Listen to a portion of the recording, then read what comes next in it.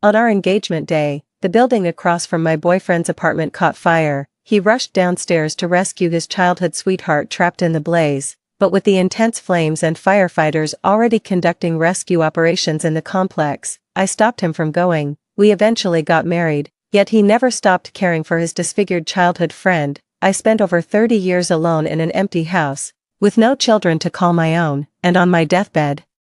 He pulled the plug on me. Cheween, have you been happy in this life? If you hadn't stopped me back then, Lon Lon wouldn't have been disfigured. When I opened my eyes again, I had been reborn on the very day of my engagement. Lon Lon is my sister. I have to save her. Go now. Lu Qingyan was in such a hurry that he left the front door wide open when he rushed out. An awkward silence fell over the dining room, leaving everyone at a loss for what to do. My mother looked embarrassed as she turned to Lu Qingyan's parents. Who is Lon Lon? My father asked. Lu Qingyan's father shook his head while his mother wrung her hands, both clearly uncomfortable. She's a girl from our neighborhood, the same age as Qingyan. They grew up playing together. Grandma Lu, seated at the head of the table, explained. My parents understood immediately. Mrs. Lu quickly turned to me with an apologetic smile. Cheween, don't overthink it. Qingyan and that Chenrulan are just friends, nothing more. Mr. Lu chimed in. Exactly, the Chens are idle layabouts, and their daughter hasn't held a proper job since vocational school. They're not on our level. Our families move in completely different circles. I couldn't help but laugh. Uncle, Auntie, may I go to Lu Qingyan's room for a moment? Of course, Mrs. Lu nodded. In Lu Qingyan's room. I took the blue-covered journal from his desk and the photograph of Chenrulan hidden beneath his pillow. Having lived through this once before, I knew exactly what his valuables looked like and where he kept them. I returned to the dining room and handed the two items to Lu's parents. Lu Qingyan has been carrying a torch for Chenrulan for ages. See for yourselves. After a pause, I continued. Since he chose to abandon me today to save Chenrulan, she must have always held a place in his heart. Then let's call off this engagement. From now on, Lu Qingyan means nothing to me. Without waiting to hear what Mr. and Mrs. Lu had to say, I turned to face my parents. Dad, Mom, let's go home. Fine, let's go. My mother snapped curtly, clearly fuming. Lu Qingyan and I were high school classmates. In our second year, he topped the entire grade in English. During his speech in English class, I found him incredibly charming, handsome, and cool. That's when I started falling for him. After the college entrance exams, at a class gathering, fate had it that I ended up sitting next to Lu Qingyan. We talked about which universities and majors we wanted to apply to, and our hazy plans for the future. We talked for hours that day. Later, when the exam scores came out, Lu Qingyan called me. Cheween, let's be together. We'll both apply to University A. Deal, I said happily. After 4 years of dating through college, we met each other's parents upon graduation and naturally got engaged. On this day in my past life, I stopped Lu Qingyan. From his balcony, I could see the building across the way was engulfed in a massive fire. Thick, black smoke billowed upward, spreading wider and higher into the sky. Down below, firefighters had already launched the rescue operation. Police and medical personnel were also on the scene, with barricades set up around the area. I figured the police wouldn't let Lu Qingyan rush into the inferno, and I was too worried about his safety to let him take such a risk, so I held him back with everything I had. I turned and walked away. Eventually, his childhood sweetheart was rescued by the firefighters, but she suffered severe burns to her left cheek and shoulder. He stayed by her side in the hospital for a full 3 months. Back then, I thought it was just out of friendship and guilt. After all, he had intended to save her. Even when I found Chenrulan's photo under his pillow, I made excuses for him and convinced myself it was nothing. After we married, he continued to care for Chenrulan. I grew increasingly uneasy. We talked, argued, fought, but nothing changed. Life just drifted on in that half-hearted way. It wasn't until I turned 52, when I stumbled upon Lu Qingyan's old diary, that the truth finally dawned on me. He had always been in love with Chenrulan. From the first flutter of young love to the present day, the one who held his heart was Chenrulan, and that never changed. After pouring out all my heartbreak and regret, I asked for a divorce, but Lu Qingyan refused. I started legal proceedings, but he interfered and obstructed in every way possible, dragging out the court's final judgment. I was consumed by melancholy day after day, and illness began to take hold of me. When the ambulance brought me to the hospital for the 3rd time, The doctors issued a critical condition notice. Lu Qingyan, as my only family member, removed my oxygen tube. Chuyin, were you happy in this life? If you hadn't stopped me back then, Lan Lan wouldn't have been disfigured. I always knew he held a grudge against me. Gazing into his indifferent eyes, I closed mine with a faint smile. Now I've granted his wish. I didn't stand in his way. I hope his Lanlan won't end up with a disfigured face, just like he claimed, on my way home. I deleted Lu Qingyan's number and all his social media accounts. I sat down with my parents for a chat, and they comforted me. Don't be upset, Yining, a scumbag like Lu Qingyan doesn't deserve you. We'll find someone better for you, my mom said. My dad chimed in, don't worry, sweetheart, your mom and I will ask around among our relatives to find some fine young men for you. My daughter is quite a catch, she won't have any trouble finding a husband. I nodded along, humoring their concerns. But I had other thoughts brewing. Mom, Dad, I don't plan on getting married anytime soon, I said. I want to work while preparing for grad school. Right now I work for a Fortune 500 company. The job isn't too demanding, the pay is decent, and there's plenty of room for advancement. In my previous life, I quit this job right after getting married and found another one that paid less but was easier. I wanted to build a life with Lu Qingyan and have a child so I could be more present for them. In the end, my idea turned out to be a complete joke. Now I understand clearly that career and competence matter more than any person or relationship, so let's fight for it. Then I outlined my specific plans for work and studies. My parents were fully supportive after hearing my plans. Go for it, sweetheart. I'm excited to see you thrive. My mom nodded and said, as long as our Yining is happy. That's all that matters. After a week at work, my best friend Lu Chang reached out to me. How badly was your Lu Qingyan injured? Lu Chang was my desk mate in senior year of high school, and she pretty much witnessed the entire journey of my relationship with Lu Qingyan. I didn't quite understand what she meant, but I told her the truth anyway. Lu Qingyan and I broke up. It happened on the day we were supposed to get engaged. Holy shit, what's going on? Lu Chang was stunned. I told him about what happened on the engagement day. After Lu Chang got the full picture, it clicked. No wonder people were saying Lu Qingyan got burned. Hang tight, I'll go dig up the details. An hour later, Lu Chang called again. Got the scoop, girl, Lu Chang said. I listened intently. Lu Qingyan and his childhood sweetheart, Chen something Lan, both got burned, really badly. I heard the police couldn't stop Lu Qingyan from rushing upstairs to rescue someone. But here's the thing, Lan was originally hiding safely with a wet towel over her nose and mouth, and another one in her arms. However, after Lu Qingyan arrived, when Lan went to open the door, she got hit in the leg by burning debris from the house, and her entire leg got burned. Later, when Lu Qingyan tried to lead Lan downstairs, somehow they both got knocked unconscious by falling objects. Fortunately, Lan had given Lu Qingyan a wet towel, and when the firefighters found them, they were still breathing. Lu Chang said all that in one go. I didn't respond or say anything. Lu Chang continued slowly. Both of them have extensive burns. Lu Qingyan has injuries on his face, back, and legs, while that Lan woman is hurt on her legs, arms, and waist. Don't you think if Lu Qingyan hadn't rushed in, and the firefighters had rescued Lan instead, her injuries wouldn't have been this severe? And Lu Qingyan, he abandoned you to save that Lan girl. Now look at his fate. TSK. I can't help but say it's karma. I stayed silent after hearing this, but in my heart, I thought, Lu Qingyan, it seems the outcome isn't quite what you'd hoped for in your past life. I've been juggling work and preparing for the postgraduate entrance exam every day. That evening, just as I finished dinner and was about to study, my mom called. Yining, the Lu family came by today. Lu Qingyan got burned in a fire, and the Lu family is planning to sell their house to pay for his skin graft surgery. The couple came to apologize on behalf of their son and even proposed a marriage alliance with our family. I asked, how did you respond? My mother instantly became animated. I flat out refused. A man who can't make up his mind isn't husband material. What would we even want with someone like that? I smiled contentedly and chimed in, yeah, exactly. I didn't dwell on the matter.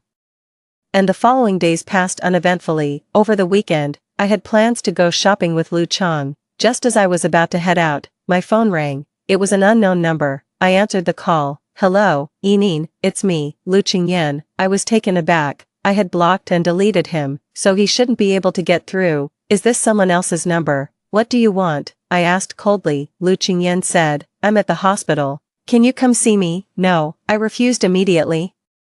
Lu Qingyan let out a sigh. Even though we've broken up, we can still be friends, right? Enin, I really want to see you. Could you come visit me at the hospital? I don't want to see you. I refused again, then added, in my eyes, you're not even a friend. In my past life, Lu Qingyan put me through so much torment. By all rights, in this life I should be targeting him for revenge. Making him die a miserable death wouldn't be too harsh. But I've come to realize that seeking revenge would only trap me in a life of darkness and misery, so I decided to let it go. I want to cut all ties with him and live this life to the fullest. Perhaps my repeated rejections had angered Lu Qingyan, for his tone shifted abruptly. Chuyin, who do you think you are? Let me make this clear, I never loved you. That confession was just a fleeting infatuation. Lan Lan has always been the one. I'd gladly do it all over again to save her.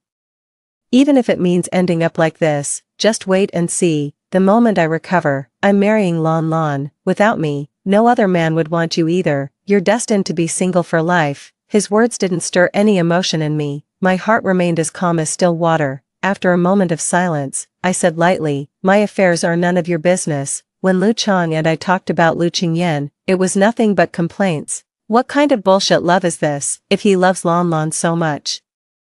Why would he still want to see you? Is he just asking for humiliation? Just wait and see. Their relationship is doomed to end badly. They're both burned and cover it up with clothes. But what happens when those clothes come off? Won't they be disgusted by each other? Anyway, I'm just waiting to see that bastard Lu get what's coming to him. If they don't get married within 5 years, I'll buy 5 bottles of Waha and 5 bottles of Shuangweiwei.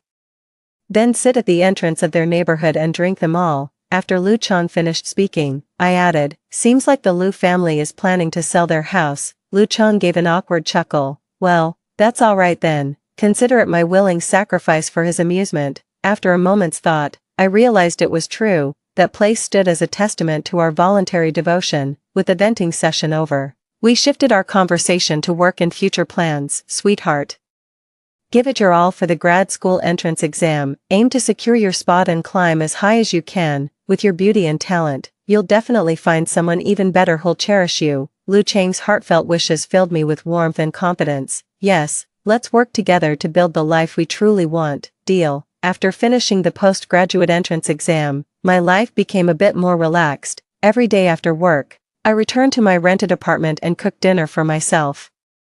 My cooking skills have improved so much that when I went home before the new year, my parents wanted me to cook for them every day. On the morning of the 26th day of the 12th lunar month, I unexpectedly ran into Chenrulan on my way to the supermarket to buy groceries. I've known Chenrulan for a long time, all because of Lu Qingyan. In our previous life, after Lu Qingyan and I got together, he arranged a meetup where he treated Chenrulan and me to beef noodles to introduce us.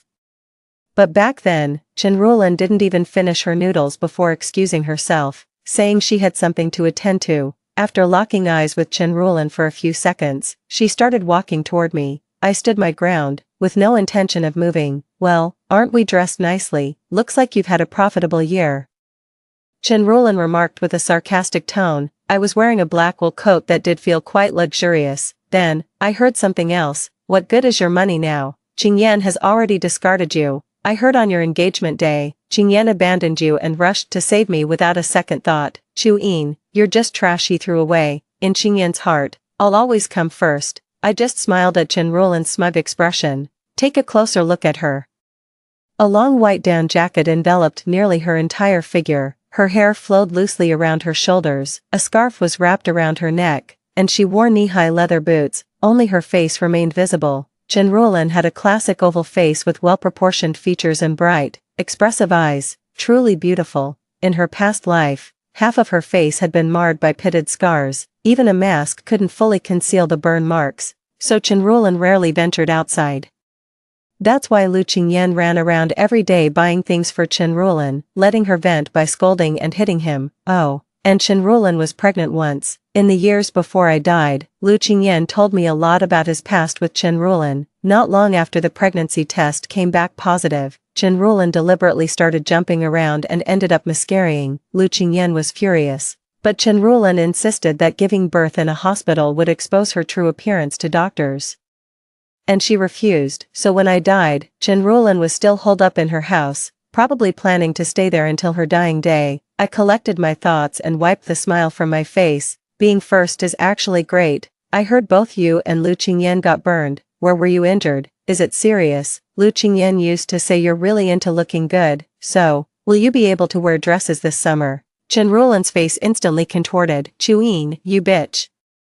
Chen Ruolan raised her hand, about to strike me. I quickly reached out to block her swinging hand, then forcefully shoved it away. You're the real bitch here. You started this. You provoked me first. Chen Ruolan staggered back a few steps, speechless. I couldn't be bothered with her anymore and turned to leave. On the third day of the Lunar New Year, I met up with Lu Chang and heard some good news. Hua Heng said Lu Qingyan's skin surgery went fairly well. Hua Heng was our high school classmate, and Lu Chang has kept in touch with him. Lu Chang continued sharing the information he'd gathered from Hua Heng. Lu Qingyan's parents sold their house to fully focus on his treatment. I heard for the previous 3 surgeries, his parents used their connections to bring in specialists from Beijing to perform the operations, so the outcomes were quite successful. The doctor said that with a good recovery, it shouldn't really affect normal daily life.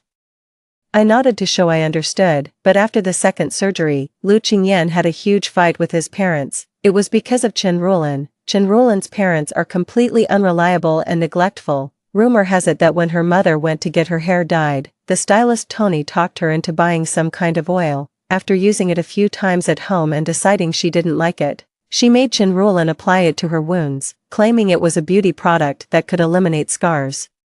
Lu Qingyan wanted his parents to chip in some money so the specialist could perform surgery on Chen Ruolan before leaving, but they flat out refused, thinking he'd lost his mind. According to Hua Heng, Lu Qingyan got so worked up that his father had the doctors administer a sedative. TSK. Now that's what I call a love that moves heaven and earth, Lu Chang remarked with a sardonic tone. I just smiled without saying a word. The postgraduate exam results are out, and I made the cut.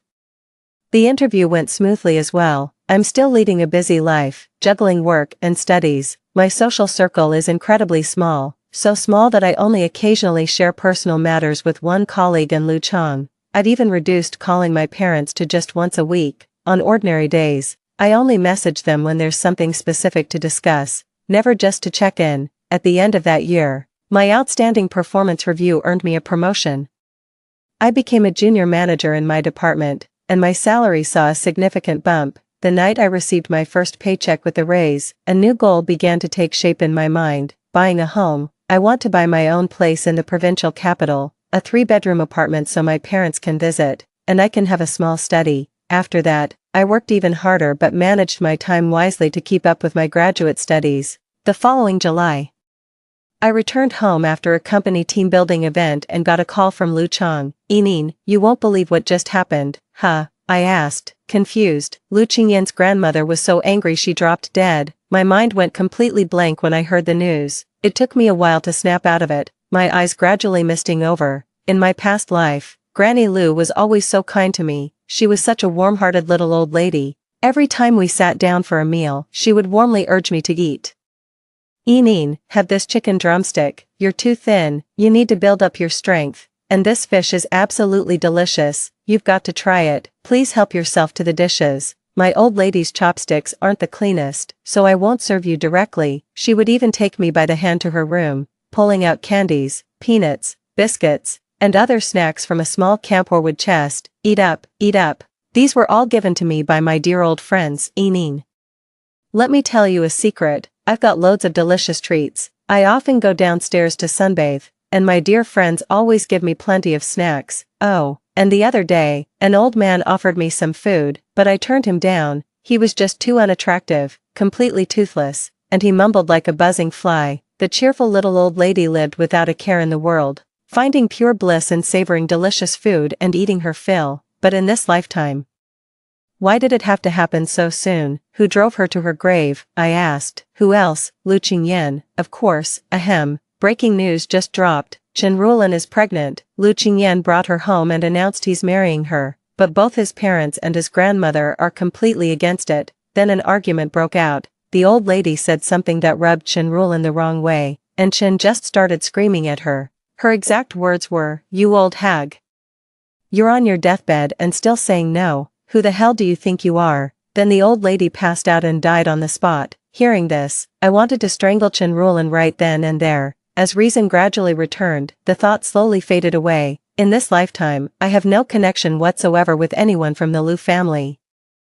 And there's more, Lu Cheng continued, using Chen Rulan's pregnancy as leverage. Her parents demanded the Lu family purchase a property outright, a marital home where Lu family elders would not be permitted to reside. On top of that, they insisted on a betrothal gift of 380,000 yuan, plus several jin of gold, diamond rings, and other such items. It was about 3 days after Lu Qingyan's grandmother passed away when the Chen family came knocking with their demands.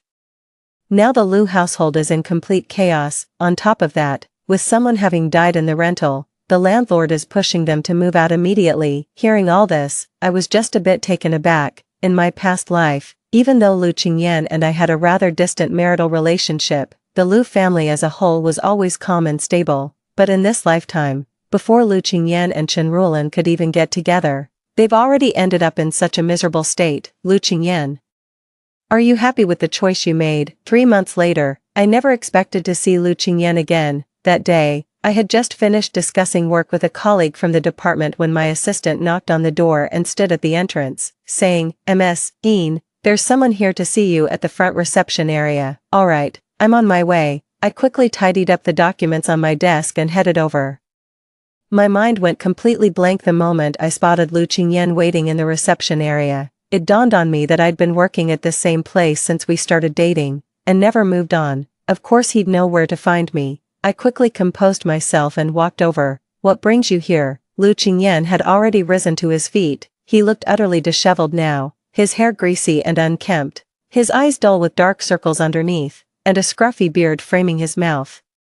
He wore a faded t-shirt and sweatpants that were starting to pill. "Why yes, there's something I need to discuss." Lu Qingyan nodded. "Let's sit and talk," I said, taking the seat opposite where Lu Qingyan had been sitting. After settling into his chair, Lu Qingyan's first words were, "Chu Een, you've changed." I ignored his words and asked, "What did you need me for?" Lu Qingyan immediately straightened up and said, "Well, could you lend me some money?" Noticing my surprise, he quickly explained, "I've cut ties with my parents. After my grandmother passed away, my aunt had a group of people beat me up. My mother, who was already in poor health, fell seriously ill, and my father disowned me." I frowned, clearly taken by surprise, but Lu Qingyan, thinking I didn't believe him, quickly added, "I'm telling you the absolute truth. Cutting ties with my parents is legally binding. We had it notarized at the public notary office." Then he added under his breath, "I resent my parents too. They treated Lan Lan poorly and kept opposing our marriage. I don't want anything to do with them anymore." This time I kept my expression completely neutral. Lu Qingyan continued, "I'm currently staying with Lan Lan at her place. Lan Lan is pregnant. Her father went abroad with someone to make big money, and her mother left with an aunt a while back. No one knows where they went. She hasn't come home recently. Lan Lan can't reach her father, and her mother has no money. I've been taking care of Lan Lan, but I don't have a job or any income either, so right now, we can't even afford her prenatal checkups." At this point, Lu Qingyan looked me in the eye and said once more, "Chu Een, I'm begging you, could you lend me some money? Even though I never loved you, and I was the one who ended things back then, I truly love Lan Lan and our child. I want Lan Lan to be healthy, and I want our baby to be born safely. I'm not asking for much, just 300,000 will do. Will you lend it to me?" "No," I refused without a moment's hesitation. Lu Qingyan hadn't expected my answer to be so swift and decisive. He remained dazed for a long moment before finally speaking. "Are you refusing because you resent me for not loving you?" "No," I replied, "I'm not lending it to you precisely because we have nothing to do with each other." With that, I stood up and made to leave. "If there's nothing else, I'll be going now. And one more thing, don't come looking for me again. You and I, we're really not connected." I had barely taken a step away when I heard Lu Qingyan call out to me, "Chu Een, aren't you afraid I'll make a scene?" In that instant, I realized he was planning to pull some shady trick, but I'm not afraid. I kept walking forward. It wasn't until my 9th step that I heard Lu Qingyan shouting behind me, "Chu Een, you shameless creature, you're all Chu Yan's colleagues, right?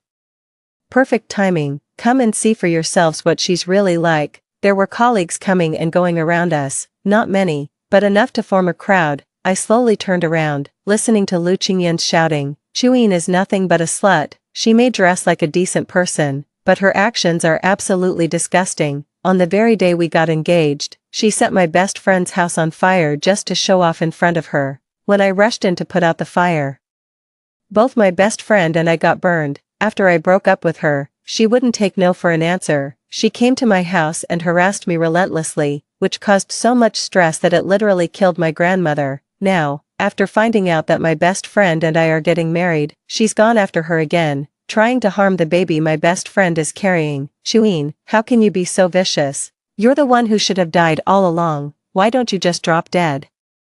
Hearing these ridiculous stories, I curled my lips and laughed first. At the same time, I came to realize one thing: Lu Qingyan is trying to destroy me. Spreading such rumors is clearly an attempt to ruin my reputation, but the person I am now, the woman I've become, would never crumble so easily. Our colleagues glanced between Lu Qingyan's hysterical outburst and my calm, silent composure, utterly baffled about what to make of the situation. Are you done? I asked Lu Qingyan. Lu Qingyan clearly hadn't expected me to remain so composed, not the least bit anxious. He was momentarily at a loss. I took a few steps forward and came to a stop. You claim I set your friend's house on fire, then call the police right now, have them arrest me. I gestured for him to make the call, but he just staggered back a step. If I caused your grandmother's death, you could report me too. Say I'm harassing residents and committing assault. If you have evidence that I tried to harm the baby in your friend's womb, then call the police. I gestured again. None of these three things break any law. Go ahead and call the police. Lu Qingyan's face turned pale, and his body began to tremble. I remained calm, waiting to see what he would do, while our colleagues were just bystanders. They were all sharp and quick on the uptake. Exactly. With all that confidence and conviction, you should call the police right now. Murder and arson are serious crimes. Call the police immediately. Not going to call. Fine, I'll do it for you. A male colleague who had already sensed something was off immediately pulled out his phone, ready to call the police. Lu Qingyan panicked and quickly stepped forward to block his path. Don't call them. Why? Afraid the police will arrest you for spreading rumors. The colleague stood his ground with unwavering integrity. Then he added, let me make this clear, spreading false rumors is illegal, and on top of that, you're causing trouble at our company. Our entire facility is under surveillance. Gathering evidence would be effortless. Upon hearing this, Lu Qingyan immediately looked up in alarm, scanning for security cameras. The moment he spotted the third camera, Lu Qingyan immediately turned around, lowered his head, and hurried away. My work wasn't affected by Lu Qingyan's rumors. In fact, several colleagues kindly asked if I needed someone to walk me home after work, concerned he might try to harm me. I shook my head, declined their offer, and thanked them. After completing my master's degree, I took my diploma to the HR department and received a substantial pay raise. A year later, I bought an apartment. The apartment isn't huge, but it's a 3-bedroom layout that I really like. The location is great with convenient transportation, schools, and hospitals nearby. There's even a park right outside the north gate of our community. That Lunar New Year, my parents and I were overjoyed. They were genuinely proud of what I'd accomplished. But when we met with relatives and friends, my parents modestly downplayed my achievements, saying I just had an ordinary job and lived a simple life. On the 6th day of the new year, I stepped out to buy some fruit in the morning. Just as I left our residential area, someone suddenly darted out and stood right in front of me. I shuddered violently and stumbled backward several steps. Chuin, it's me, the man said, pulling his down jacket tighter around himself. Taking a closer look, I recognized Lu Qingyan. His sudden appearance completely caught me off guard. Look at him now, weary-eyed, unkempt, aged beyond his years, nothing like a man in his 20s. It took me a moment to collect myself. What do you want? I asked him. At that moment, I wasn't worried about my safety. We were at the neighborhood entrance, with a security booth nearby and plenty of people around. I could call for help anytime. I need to talk to you. I stayed silent, listening. Chuin, I've been waiting at the entrance of your residential complex for 3 days. Today's the first time I've seen you. I didn't understand what he meant. What are you trying to say? I regret it, Enin. I've made a terrible mistake. Lu Qingyan suddenly stepped closer, closing the distance between us. I don't love Chen Rulan anymore. I don't want her. I want to be with you. I want us to build a life together. I was even more bewildered. I've thought it over, but I still can't make sense of it. Lu Qingyan, have you lost your mind? Has he gone insane? What kind of nonsense is this? Lu Qingyan shook his head, understanding my stunned confusion, and continued. Yining, I had a dream that we got engaged. We got married soon after our engagement. You loved me deeply and treated me so well. Hearing this, it suddenly dawned on me. Had you been reborn too? Lu Qingyan continued. I want to make this dream come true. Yining, do you still love me now? I'm willing to leave Chenrulan and my son behind to be with you forever. After saying this, Lu Qingyan went on to explain further. Chenrulan is absolutely awful. The scars on her body are so hideous. They make me sick every time I see them, and after having the baby, Chenrulan got so fat, she's become this disgusting blob. I can't even stand to touch her. I never imagined Lu Qingyan's life and mindset had become like this. After reading the message, I couldn't help but laugh. This guy is even more of a scumbag in this life than in the last. How dare he have the nerve to come looking for me? Lu Qingyan saw me laughing and instantly got worked up. Yining, you still love me, don't you? No. I don't. Lu Qingyan froze. I was about to tell him he made me sick and to get lost when my phone suddenly rang with an incoming message. My phone was right there in my hand. I raised it, unlocked the screen, and saw the message. Jiang Huai, Happy New Year, I like you. After a moment of surprise, I pictured Jiang Huai's face and remembered his usual antics, a slow smile spreading across my lips. Jiang Huai is a client of our company, the CEO of Jiang Group, and the heir to the Jiang family. He just returned from studying abroad 6 months ago. On the surface, he comes across as a bit of a playboy and somewhat nonchalant, but in reality, he's quite reliable, especially at work. He's decisive and sharp, with judgment and vision that command respect. So right now, this has nothing to do with work, he's just teasing me. Lu Qingyan noticed my distraction and quickly pressed further. Yining, don't you love me anymore? So you're still single after all these years? Could it be you've been waiting for me? This time his audacity actually made me laugh in disbelief, and in that moment, my perspective shifted. Rather than telling him to get lost, I figured playing along with his joke would be the easiest way to get him off my back. I turned my phone screen directly toward Lu Qingyan to show him the message. There's someone I have feelings for, and our affection is mutual. With that, I put away my phone and walked past him without a second glance. After returning to work post-holiday, Jiang Huai and I maintained normal work communications. Even when we met, we only discussed work matters. Neither of us brought up that I love you confession, and the awkward moment just faded away. After 6 hectic months, in August, the deputy director approached me with an opportunity, a 3-year assignment at our Melbourne branch, with guaranteed promotion to senior management upon my return. I was keen to go, after discussing it with my parents. They respected my decision. It settled then, but when we first discussed my plans to study abroad, our family of 3 made another decision. My parents would move into my place and settle down in the provincial capital. At the end of August, I went home over the weekend to pick up my parents and take them to the provincial capital. On Saturday evening, we arranged to have dinner with my uncle's family. I was in a private dining room when my work phone rang midway through the meal. I hurried out of the room and stepped outside the restaurant to take the call. After finishing the work conversation with my colleague, I was about to put my phone away and head back inside when I suddenly heard someone scream. Murder, oh my God, murder. I looked toward the source of the shouting and saw a man stumbling as he ran, with a heavy-set woman brandishing a kitchen knife not far behind him. It took me a while to recognize the 2 figures. It was Lu Qingyan and Chenrulan. Lu Qingyan stumbled and fell while running and looking back over his shoulder. Seizing the opportunity, Chenrulan pounced with satisfaction, straddling him directly. You bastard, go to hell. Chenrulan swung the blade down. And blood splattered everywhere. How dare you look down on me? How dare you cheat? Damn it, Lu Qingyan, what gives you the right to despise me? If you hadn't rushed into that inferno to save me back then, would I have been so severely injured? You're the reason I'll carry these scars for life. You've ruined my entire existence. Go to hell, Lu Qingyan. Chenrulan kept slashing, blow after blow. Her face was contorted with rage. Words still caught in her throat. I'll kill you first.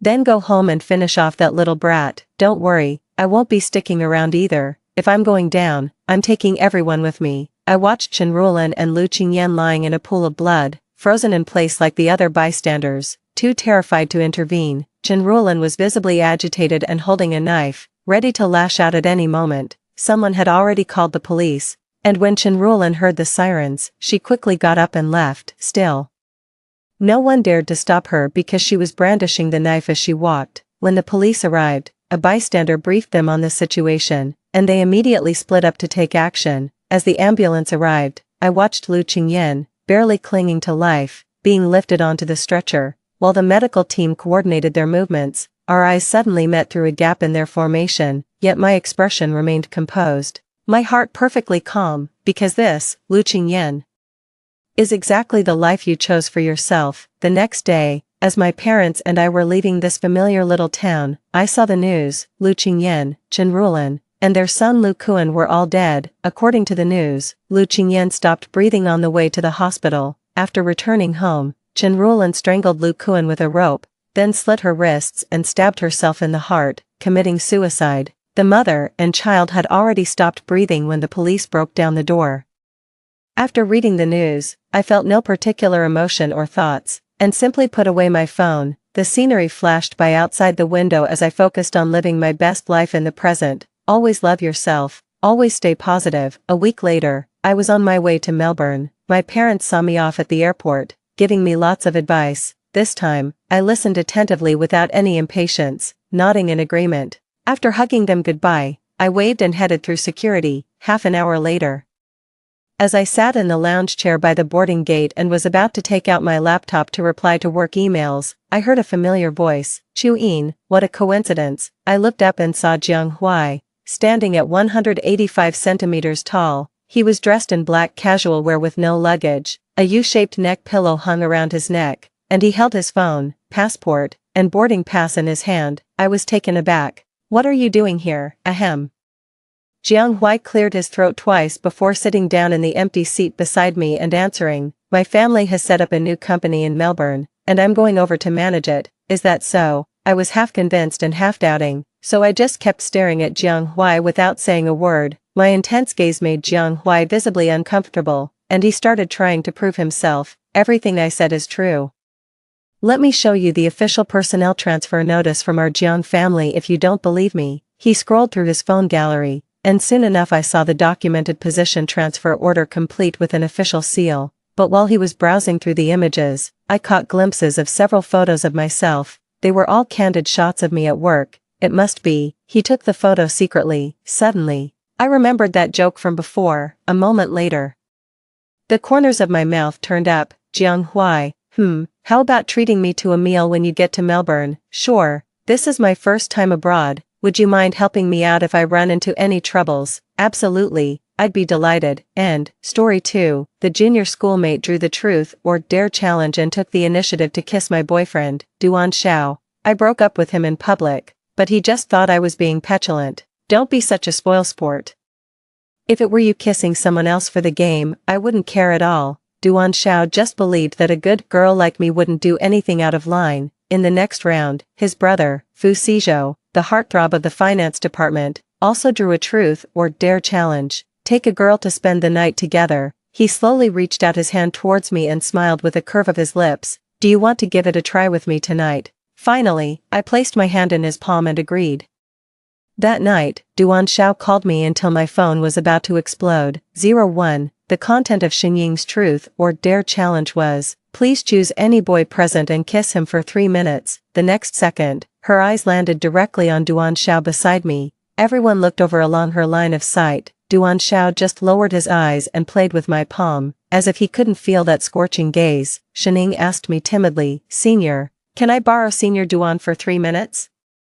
The air was so quiet that it seemed as if everyone had softened their breathing, nervously and expectantly watching this showdown. I really didn't understand. There are so many single boys here. Why don't you ask someone else? She was speechless, biting her lower lip and showing an embarrassed look, but she still moved to the other side of the booth to ask other men. They all refused one by one until the third boy. I'm okay with it. The boy smiled lewdly, a French kiss.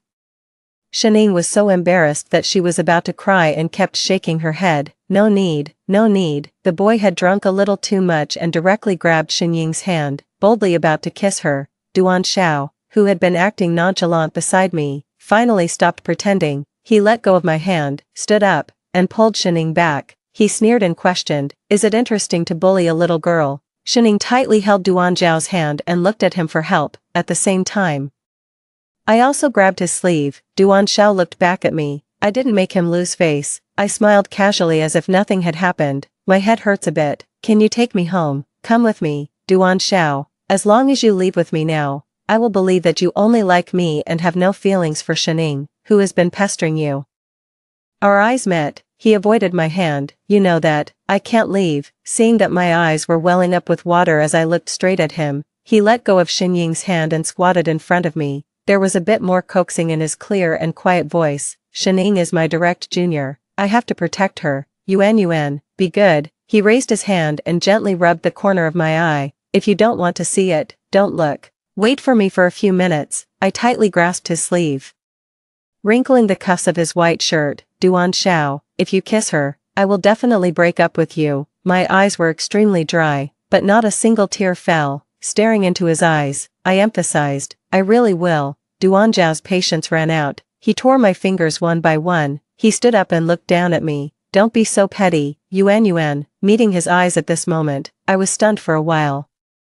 The last time I saw this kind of look in his eyes was when he heard that the nanny in his family wanted to introduce her daughter to him. There was endless contempt hidden in his polite refusal. 02, one of Duan Xiao's brothers couldn't stand it and couldn't help but persuade me. Sister-in-law, don't take it too seriously, it's just a game, his girlfriend whispered. Yeah, really a spoilsport. Why come to the bar if you can't play like this? Before I could speak, Fu Xizhou, who had been sitting in the corner of the box and silent all the time, suddenly chuckled. The focus of the whole audience instantly shifted to him. His eyes landed on the girl who had just spoken. His wrist was propped on his head. He asked slowly, you can play, then go and kiss all the men here. After saying that, he seemed to think of something and said slowly, except me, I can't play. He seemed to be very good at grasping the measure, enough to make the girl embarrassed, but not to the point of turning against her. Sure enough, the girl just stammered for a long time. Her face flushed red,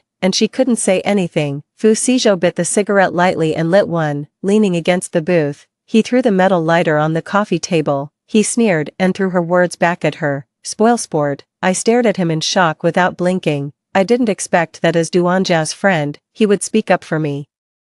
I was so surprised that even when the two people in front of me finished their 3-minute kiss, I just came back to my senses, skipping the step of being sad. 03, when Duan Xiao sat back beside me, I just opened my phone and directly deleted his WeChat. The faint satisfaction on his face instantly dissipated, and he looked at me emotionlessly. What do you mean? I told you just now, break up. Just as I was about to block his phone number, he pressed my hand. Are you going to be endless?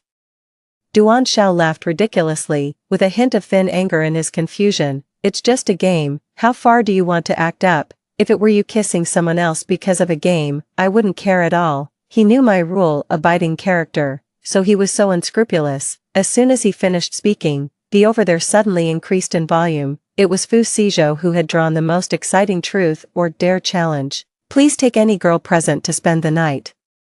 A boy smiled meaningfully and added, I mean, really go to a hotel and everything. At first, Fu Xizhou didn't move. People who knew him came out to smooth things over. Can't you see my brother Fu's shoulders are hunched? He has been extremely clean living for so many years. Just have a drink as a penalty and it's over. The people present didn't take it too seriously either. After all, so far, almost everyone who has drawn this truth or dare challenge has just perfunctorily passed it. Few have actually taken action. Wait, Fu Xizhou suddenly spoke, unexpectedly. He raised his eyes and looked at me. Everyone fell silent and stared in astonishment as he slowly walked up to me and reached out his hand to me. When he smiled with a curve of his lips, it seemed as if he could charm people's hearts. Do you want to consider giving it a try with me tonight? Duan Xiao narrowed his eyes and sized up Fu Xizhou, smiling and reminding, if you're drunk, I'll have someone take you home. Xizhou, this is my girlfriend. The smell of gunpowder filled the air. Fu Xizhou casually glanced at him sideways. So, it's just a game, Duan Xiao. Don't be a spoilsport. Duan Xiao looked indifferent. How could I be? My girlfriend is too conservative. She definitely won't agree to you. I'll just reject it for her. But the next second, I placed my hand in Fu Xizhou's palm. Okay. Duan Xiao's smile froze on his face. I thought of the malice in their tones every time I was called a good girl after entering university, as if they were looking at a futile remnant. The alcohol was fueling my rebellious mentality, so I agreed to him as if possessed. Fu Shizhou looked at me holding his hand and slightly raised his eyebrows. He pulled me up and walked towards the door. There were constant exclamations behind us. Damn it, that's Brother Fu, right? I'm not drunk and seeing things, am I? I'd rather believe that Brother Fu has been possessed. Duan Zhao's voice was the most obvious among them. Stop, he was still sitting in the booth. The way he looked at me was like looking at a willful child. In a casual tone, I just wanted to say, he smiled and said, remember to tell me which hotel you're staying in, I'll send you some condoms. I spoke up before Fu Shizhou, smiling brightly, no need.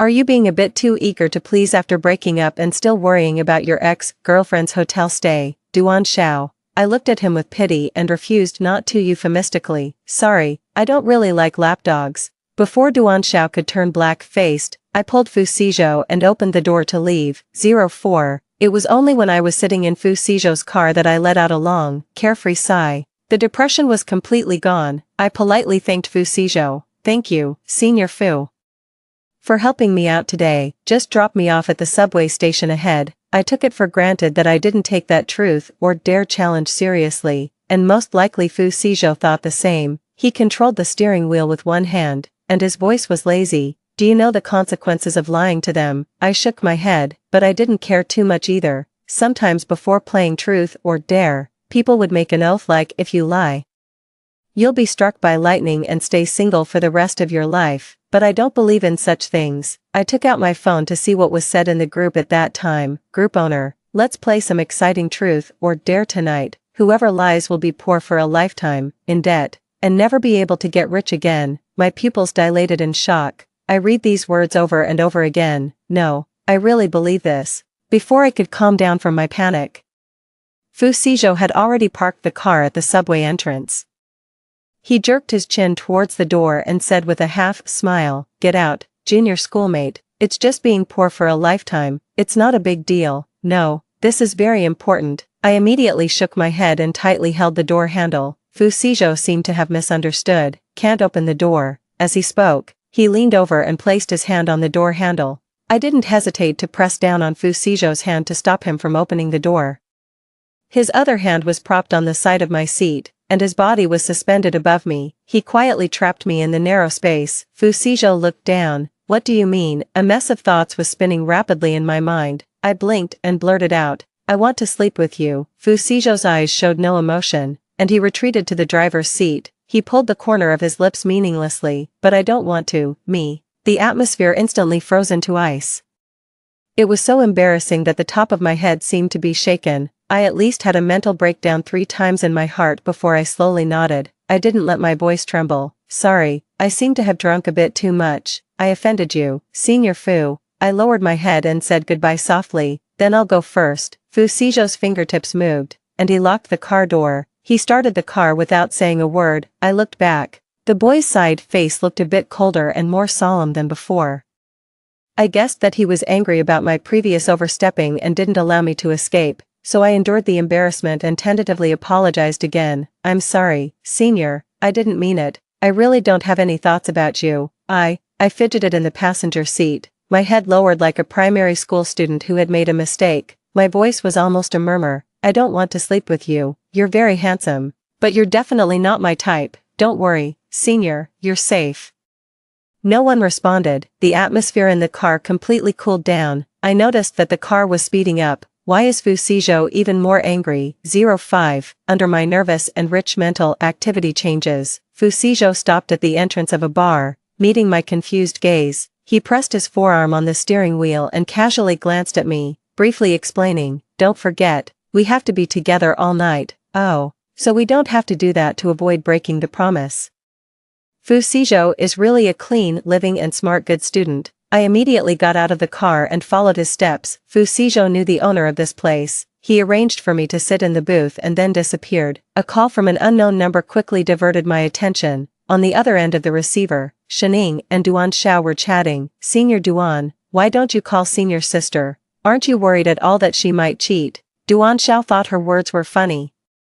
Don't I know how futile she is? She's just saying it casually to be angry with me. There was a hint of casualness in the boy's voice, as if he had everything under control. She must have already gone back to the dormitory to sleep. Shening giggled, but seeing how calm Senior is, It seems that you don't value senior sister very much either. There was a few seconds silence on the other side before the answer came, not that much. I was so angry that I immediately hung up the phone, feeling a sense of anger and shame at having the truth exposed, because I really was going to go back to the dormitory, wash up, and go to sleep. My chest felt as if it was blocked by a ball of wet cotton, heavy and suffocating. Just then, the cocktail I ordered was delivered. I directly grabbed it and took a big gulp, trying to extinguish this nameless anger. The waiter looked at me speechlessly, just as he turned to leave. He suddenly stopped. He turned around sharply. "Miss, the wrong drink was served. This one is a special blend our boss made for himself." He let out a panicked scream like a boiling kettle. I comforted him. "It's okay. I'll pay you the original price." The waiter ignored my words and threw away the tray, running towards the direction where Fu Sizhou had left upstairs. 06. Soon I understood why he was so panicked. This drink, it was spiked. When Fu Sizhou appeared in front of me, my sobriety dropped to 2.5% in an instant. Yuan, how are you?" The boy bent down and approached me. His cold hand was pressed against my cheek. "So cool." I leaned against him comfortably and rubbed against it again, but with 2.5% sobriety, I couldn't help but think of his rejection of me. Reluctantly, I pushed away his hand. I jumped off the swivel chair and walked outside. "Where are you going?" Fu Sizhou grabbed my arm and frowned tightly. I thought about it and replied instinctively, "Senior, I seem to need a man now," afraid that he might misunderstand. I seriously assured him, "But it won't be you. After all, he helped me. It would be too immoral for me to force myself on him." So I strengthened my tone and said word by word, "Don't worry, I won't look for you no matter who I look for." Fu Sizhou's face had turned extremely ugly. He let go of my hand and asked coldly, looking down at me, "Really, Song Yuan, I hope you can do what you say." When I came to my senses again, I found that I had been carried by Fu Sizhou to a hotel room upstairs at some point. At the same time, my self-control dropped another notch. I felt as if I was in a swamp in the tropical rainforest, unbearably hot and restless. Fu Sizhou took off all his upper body clothes. He was left with only a pair of gray drawstring sweatpants. He leaned lazily on the sofa and stared at me coldly. "Come here." My eyes swept over the 6 neatly arranged little buns on his abs. Then they fixed there and I couldn't look away. "Woo-woo." I obediently shuffled in front of him. Fu Sizhou was playing with something that looked like a bottle of medicine in his hand. His peach blossom eyes were blurred and captivating. He half coaxed, half not. "For the sake of me helping you today, would you help me apply some medicine?" I nodded, feeling like a melting ice cream cone, hot and weak, but I still took on this arduous task. "Where does it hurt, senior?"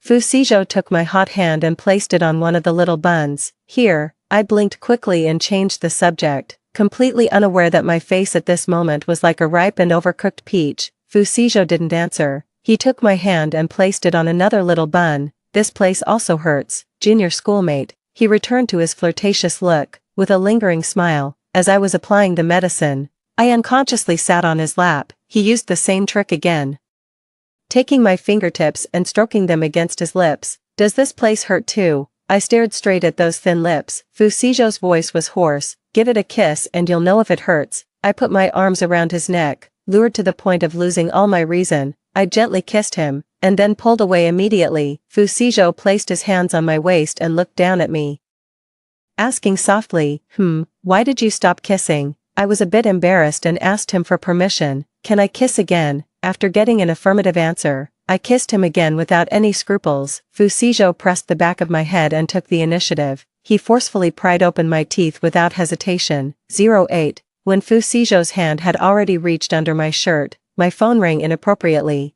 Fu Sizhou held my face and continued to kiss my lips, until he looked up and glanced at the caller ID on the phone. Then he pulled back a little. He picked up the phone and answered it. On the other end, Duan Zhao's voice was deep and urgent. "Song Yuan, where are you now? Your roommate told me you didn't go back to the dormitory. Who are you with right now?" Fu Sizhou casually pecked at my lips and perfunctorily replied to him, "Are you calling at this time to bring us birth control products?" I completely ignored Duan Zhao on the phone. I still wanted more and rubbed against Fu Sizhou's arms, chasing his lips. "More." Fu Sizhou smiled, pinched my chin and turned my head slightly. He drawled out an and whispered ambiguously, "I'll give it to you later." Duan Zhao was rarely this manic. "Fu Sizhou, you know how much I like Song Yuan and you still dare to touch her. you're not being a good brother." Fu Sizhou put the phone on speaker and threw it aside. He took my hand and placed it on the drawstring of his pants, teaching me to untie it. Regarding Duan Zhao's words, he replied in agreement, "Then not anymore, not brothers anymore." I thought Duan Zhao was really annoying, because he kept babbling like an impatient king, causing Fu Sizhou to have no time to kiss me. I snatched the phone, hung up and turned it off. Fu Sizhou smiled knowingly, slightly tilted his head to avoid my nose and kissed me. 09. I had heard countless times from senior and junior schoolmates that Fu Sizhou was a taciturn and cold-hearted person, but he was particularly talkative tonight. "Don't move, let me take it off for you, Yuan. This part is also very beautiful, don't cover it." He was extremely gentle. His words of praise and encouragement were particularly charming in his hoarse voice. Yuan, you're amazing. Open your eyes and look at yourself in the mirror." "Okay, how could it be? It's obviously sweet. Do you want to taste yourself?" I almost drowned in such a sweet trap. Unconsciously, I did many things that I would be so embarrassed about when I thought back to them after waking up that I would want to bang my head on the ground. 10. When I woke up the next day, Fu Sizhou had already left. He didn't leave a single word. Obviously, he didn't want to have any connection with me. It was just an accident. I sat up holding the quilt, feeling a bit of expected loneliness. But when the warm sunlight hit my shoulder with red marks, I quickly let it go. Consider it as me getting a free ride with the heartthrob of the department. 11. I didn't have a blackout, so I wasn't surprised at all when I saw Duan Xiao downstairs at the dormitory. Yuan. When Duan Xiao walked in front of me, his expression wasn't as furious as I had expected. His tone was even a bit softer than usual. "I deleted all of Xinying's contact information and will keep my distance from her in the future. Can you just pretend that what you said about breaking up yesterday didn't happen?" "Okay." I didn't know what expression to make to convey my current shock and the indescribable feeling, compared to the behavior of him kissing Xining and then dumping me. I couldn't understand how he clearly knew what happened between me and Fu Sizhou last night, yet he could immediately come to me to make up. I even suspected that he had a cuckold fetish. I paused and still asked in confusion, "Aren't you mind that I was with Fu Sizhou last night?" He raised his hand and flicked my forehead, looking relaxed. "Stop pretending, Yuan, I already know. You two didn't do anything last night." I was stunned. My first reaction was that Fu Sizhou had told him, right? His leaving without saying goodbye was already a strong indication that he wanted to hide the fact that I took advantage of him. As Duan Xiao spoke, "He wanted to hug me, but you really did deceive me. I went crazy looking for you all night, so we're even." "Okay." I was extremely annoyed and pushed Duan Xiao away forcefully. I said, "We broke up. Can you stop bothering me? Please stay away from me. I did divination all night last night and it said you're bad for my financial luck." I was tired after more than 3 hours last night. I went back to the dormitory, wrapped myself in the small quilt and continued to catch up on sleep. 12. I was woken up by my roommate until the afternoon. Yuan, there's a meeting in your club. The club president said she called you but your phone was off and couldn't reach you. She asked me to inform you." I sat up quietly. After a while, I yawned slowly. "Okay, thank you." Then, like a sloth, I slowly climbed out of bed, washed up, charged my phone and went out. When I walked to the club classroom, I had completely regained my energy. It wasn't time for the meeting yet. The president, including Fu Sizhou, hadn't arrived. A junior schoolmate came up to me hesitantly. She blushed and tugged at my sleeve. "Senior, do you know if Vice President Fu Sizhou has a girlfriend? I want to chase him." An inexplicable sense of shame welled up in my heart. I didn't even know why I was feeling guilty. I shook my head at her. "Probably not." The junior schoolmate's eyes lit up obviously and she asked, "Then do you know about Senior Fu? Can you tell me something about him?" I shook my head more vigorously, trying to distance myself, to restore Fu Sizhou's pure and flawless image as a flower on a high mountain. "I'm not familiar with him. I haven't even spoken a few words to him." The next second, a sarcastic laugh came from behind. "True, after all, I was the one doing all the talking last night. All you said was hum and ah." I could feel a cold aura without even turning around. Fu Sizhou was wearing a windbreaker today. The zipper was pulled up to the very top, almost touching his chin. The all-black outfit added a bit of sternness to him. He leaned against the door frame with his arms crossed, smiling faintly. 13. I was pulled by Fu Sizhou to another empty classroom. He placed me on the table and supported himself on both sides of me with his hands. He stared at me coldly. "I didn't see this coming. Junior schoolmate, you're so heartless. What a huge false accusation." I suddenly raised my head, and my lips almost brushed against his chin. Fu Shizhou obviously made an evasive movement. Who taught you this? Kiss and sleep with someone and not be responsible? I put on a straight face and retorted righteously, I didn't mean to kiss you, it was an accident. He snorted softly, I advise you to think again. For no reason, the scene of me asking Fu Shizhou for a kiss last night suddenly flooded into my mind. The straight-backed posture I had just assumed slumped down. Fu Shizhou was clearly angry. He continued to settle the score, sleep with me and then run away without a word. Then he lowered his eyes and hooked the corner of his lips self-deprecatingly. He looked completely lonely. I didn't expect you to dislike me so much. To draw a clear line from me, not answering the phone or replying to messages, going to such lengths. I realized that there might be a misunderstanding. I didn't have the slightest thought of refuting or arguing back. My voice softened. I don't dislike you, Senior. I woke up and saw you weren't there. I thought you had left first. My phone was turned off all the time. I forgot to turn it on. I didn't mean to ignore you on purpose. He raised his eyebrows. Probably he didn't expect things to turn out this way. Then he spoke slowly to explain that he had gone to buy me breakfast this morning. He had already sent me a WeChat message to tell me.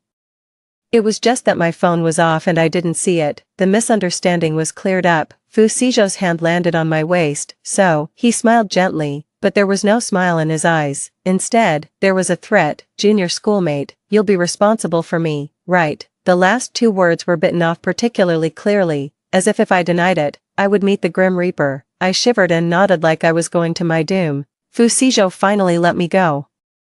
I jumped off the table and was about to go back to the meeting. The person behind me called me again. He put away his smile, looking gentle and serious. Afraid you might misunderstand that I'm only doing this for the sake of responsibility, so I want to emphasize this. Fu Shizhou looked at me. His eyes were cleaner than a clear spring. I like you. Since a long time ago, 14, when I got along with Fu Shizhou, I always felt a bit of unfamiliar awkwardness, especially after he confessed.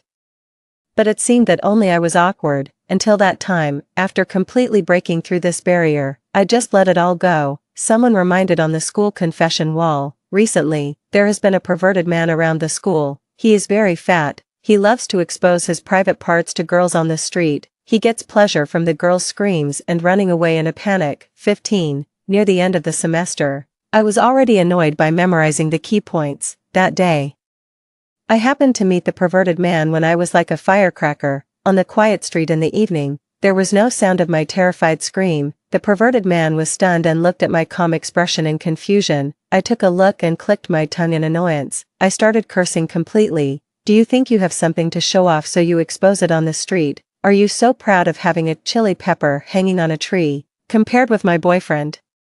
It's really delicate and small. Using all the adjectives for tiny in the world is not enough to describe it. Perverted man, you. Don't get defensive. I took out my phone, unlocked it and started recording him. Don't you like to show off? I'll start a live stream to promote you. You're welcome. I kept my other hand in my bag, holding a stun gun. I stared at the perverted man's every move. If he didn't run away but attacked me in a fit of anger, I would shock him so that he wouldn't be able to feel his little chili pepper for the rest of his life. He looked fierce, but suddenly his eyes stopped on something behind me. Immediately, he didn't know whether to cover his face or his chili pepper and ran away. Before I could feel proud of my righteous act of getting rid of the evil, unhurried footsteps sounded behind me. The moment I turned around, I completely froze in place. The moment I met Fu Shizhou's eyes, I wished I could be struck by lightning. Fu Shizhou's peach blossom eyes were filled with an extremely lascivious smile at this moment. He had just opened his mouth when he was interrupted by another voice not far away. May I ask, who is the boyfriend you mentioned?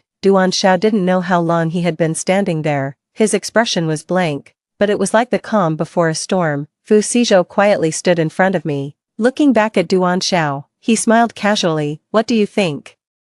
Duan Xiao stared at him and issued a final ultimatum. Shizhou, this has nothing to do with you. I'm talking to Song Yuan. In a flash, I suddenly remembered a question that I had always overlooked. Why was Duan Xiao so sure that nothing had happened between me and Fu Shizhou that day? Obviously, Fu Shizhou hadn't told him anything. As I was thinking this, Duan Xiao himself said it. Didn't you two stay in the bar all night and never come out?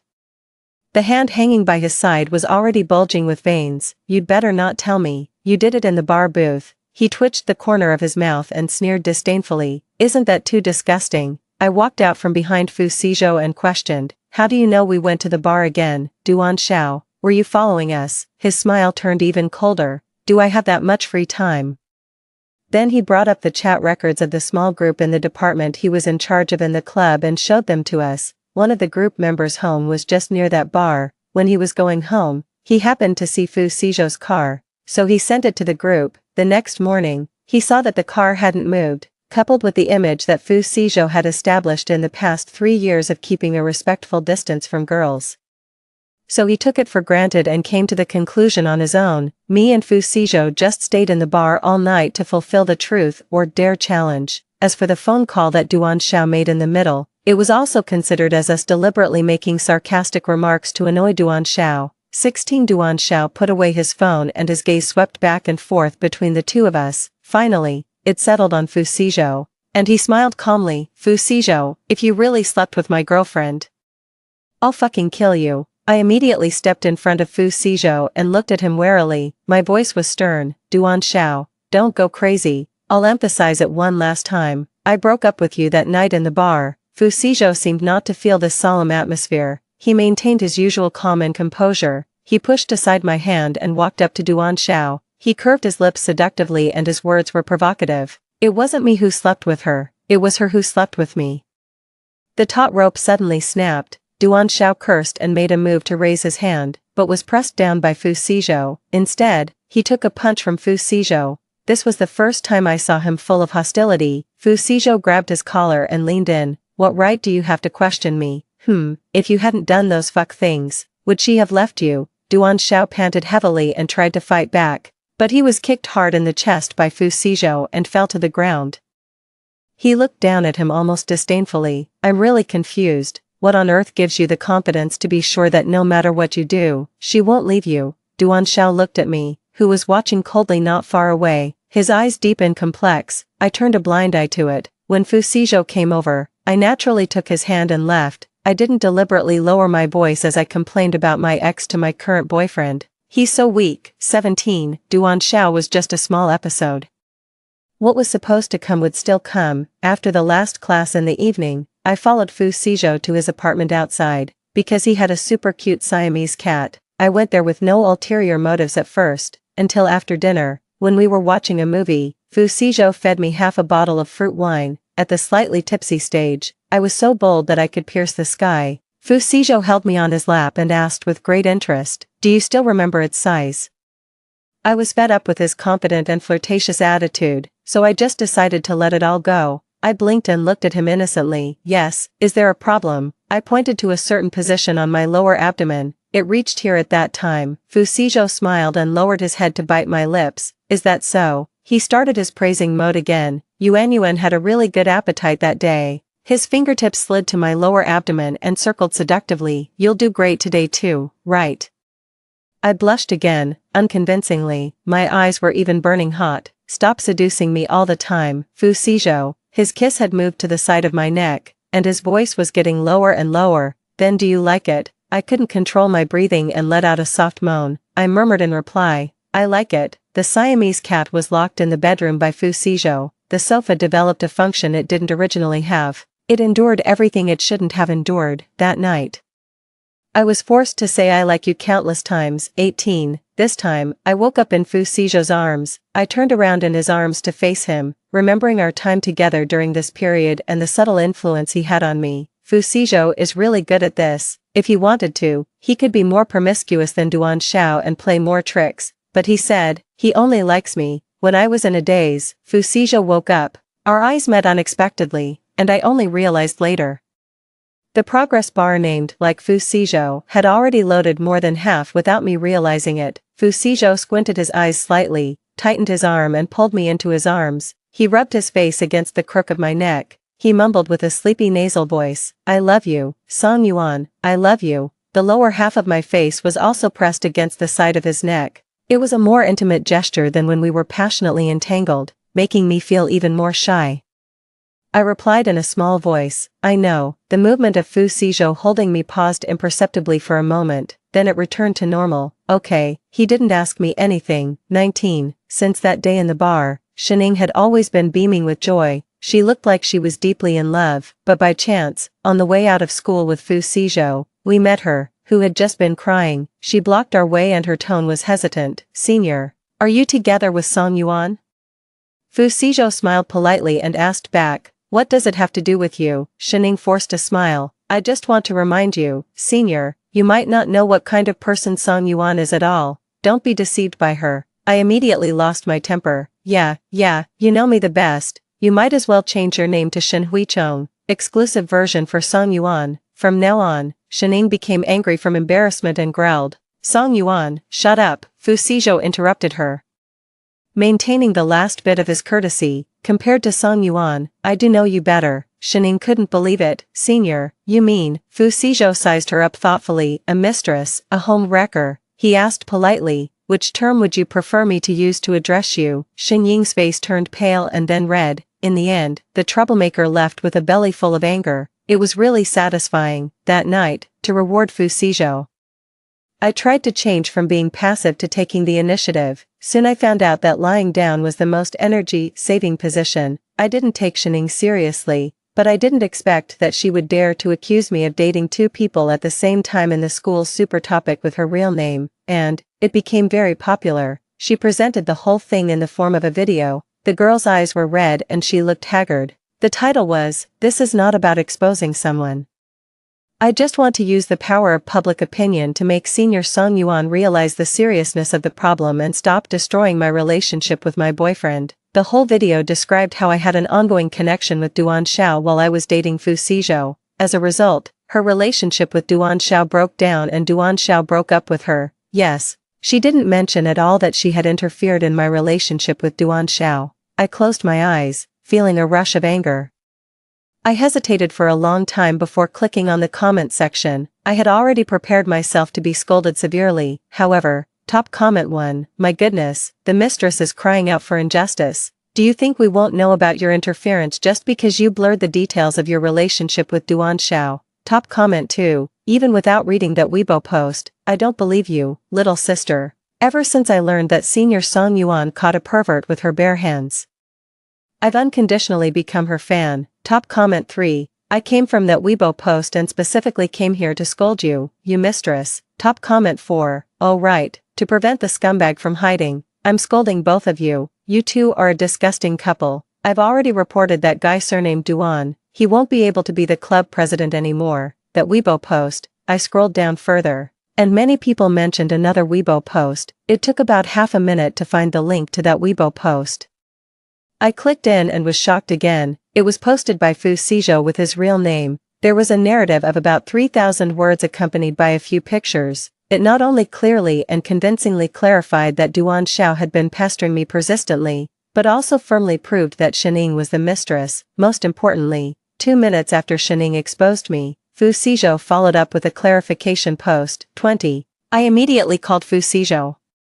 How did you guess that Shining was going to slander me and prepared these evidences in advance? He chuckled softly. He denied it, saying, I just took precautions based on her nature. I couldn't hold back my smile as I supported my cheek with my hand, but I still pretended to be reserved for a moment. You didn't have to prepare them in advance.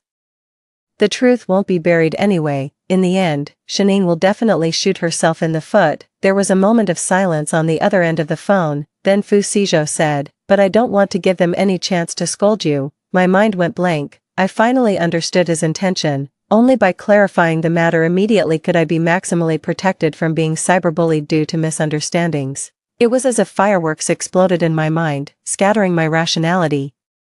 Only love bubbles were left. After hanging up the phone, I ran towards the club's meeting room to find Fu Shizhou. 21. When I arrived, I unexpectedly heard Duan Zhao's voice through the door. Fu Shizhou, you're so afraid of me. Fu Shizhou indulged him as if he were coaxing a fool. Whatever you say is fine. I saw the clarification Weibo post you sent. Duan Xiao didn't care about his perfunctory attitude. Instead, he was full of interest. You sent it so quickly.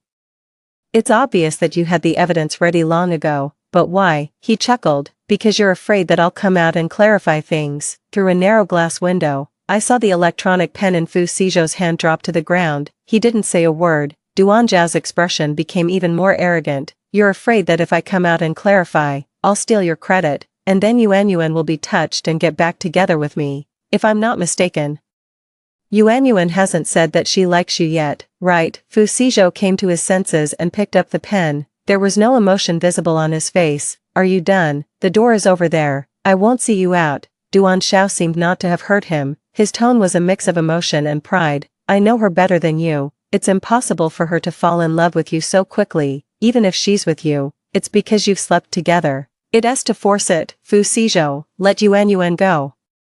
This overly confident guy. I found a basin in the storage room next door, went to the bathroom to fill it halfway with water, and then pushed the door open and went in. Yuan, Duan Xiao put away his arrogant expression and called my name nervously. I didn't look at Fu Shizhou immediately. Instead, I held the basin in front of Duan Xiao. Duan Xiao looked down at the basin. There was a hint of unexpected joy in his eyes and brows. I interrupted him. Look down. Duan Xiao did as I said.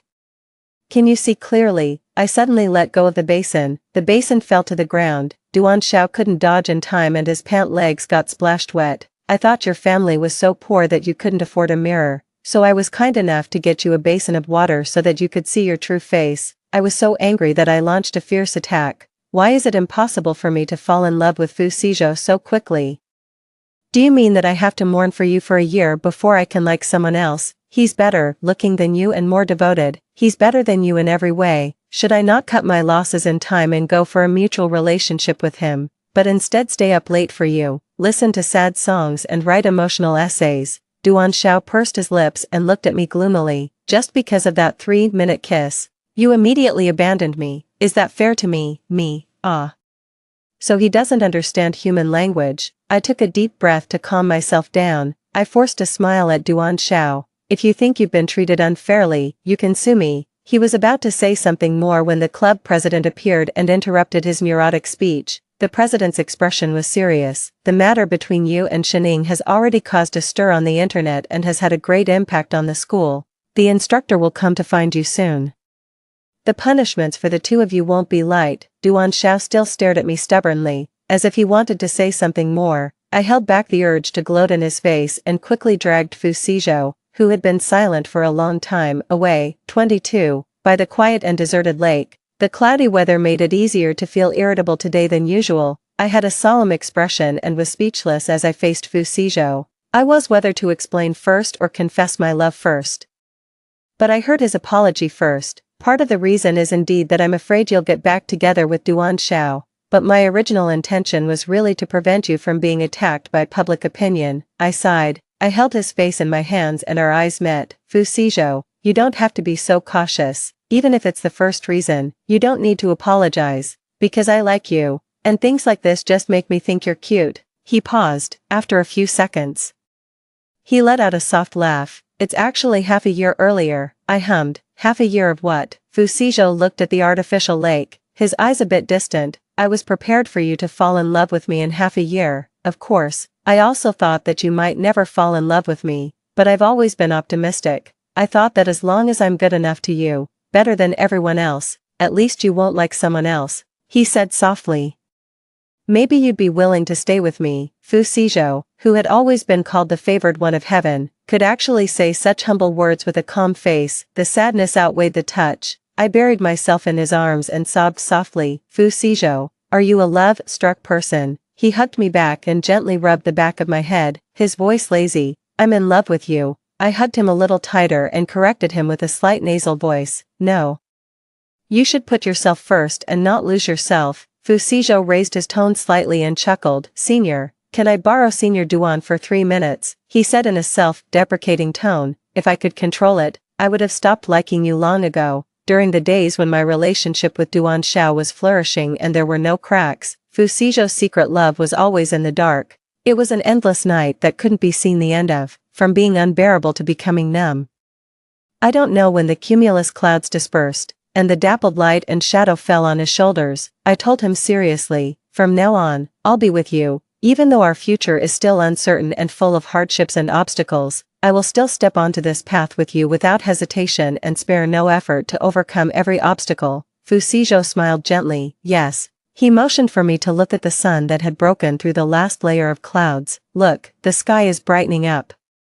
Story 2. When the impoverished Shen Ming ordered me to give his little childhood sweetheart 30,000 yuan every month, otherwise he wouldn't accept my sponsorship, I knew he had also been reborn. In my previous life, I poured money and resources into making him the richest man in Asia, but he thought he was born to be a domineering CEO. He even condescendingly threatened me, "I'm only giving you this one chance, miss it, and even if you kneel down and beg me, it won't work." I immediately stopped his card, bought him a bottle of sleeping pills, and let him be the richest man in his dreams every day. ####1. During the big break, Gu Jingqing came to ask me for money, hugging his little childhood sweetheart. He slapped the note with the bank card number on the table and then ordered me, "From now on, you transfer 30,000 yuan of living expenses to Wanner's account every month." Suddenly, the people around cast strange glances. They probably had never seen such an arrogant impoverished student asking someone for money without even a word of explanation. I was so angry that I laughed. "Why should I?" He turned around, with an expression of "How dare you question me," and sneered, "It's just 30,000 yuan. Do you still need a reason? 30,000 yuan can't even buy one of my ties." He raised his chin and was about to fasten his tie, but what he was wearing wasn't some high-end custom-made suit, but a sweatshirt bought online for 500 yuan. Gu Jingqing had been President Gu for too long in his previous life and had actually forgotten that he used to be an impoverished student with less money in his pocket than on his face. In my previous life, I spent money and resources to forcefully make him the richest man in Asia, but he thought he was born to be President Gu. He was used to bossing around his subordinates on weekdays and always spoke to me in a tone of notice and command, but without me, what was he? 30,000 yuan for a tie. Are you daydreaming, Gu Jingqing? Before I sponsored you, you couldn't even afford a 10 yuan boxed meal. I coldly laughed and crumpled the note into a ball, casually throwing it into the trash can. Also, why should I give her living expenses? I'm not her mother. Gu Jingqing's face turned livid. Just as he was about to get angry, Song Shaowan, his little childhood sweetheart, blocked him protectively like a mother hen protecting her chicks. "Su Ranran, how can you be so vicious? 30,000 yuan is nothing to you, but it's the living expenses for me and brother Gu for a month. Your family is so rich, helping us is only natural. Is it necessary to humiliate us like this?" After saying that, she herself cried grievously, "Brother Gu, even if my mother and I end up on the streets, I won't allow you to put down your dignity and beg her for my sake." Seeing the little childhood sweetheart who was bullied to tears by me, the vicious woman, Gu Jingqing was so that he quickly pulled her into his arms and comforted her softly. In the previous life, Song Shaowan donated a kidney to him. He thought that was true love and also regarded me as a stumbling block on the road of their relationship, but in fact, I paid a high price for that kidney.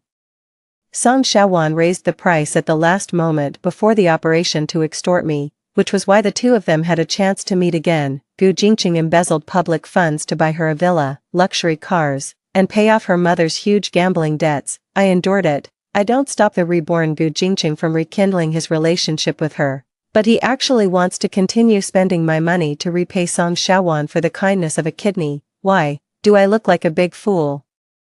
I was so angry that I laughed instead. I took out my phone to notify the school to withdraw the sponsorship for Gu Jingqing. Unexpectedly, he took the initiative to say, "Su Ranran, if you don't give her the money, then I don't want your sponsorship either." What kind of threatening tone is this? It seems that his acceptance of my sponsorship is a charity to me, and he also wants me to be grateful.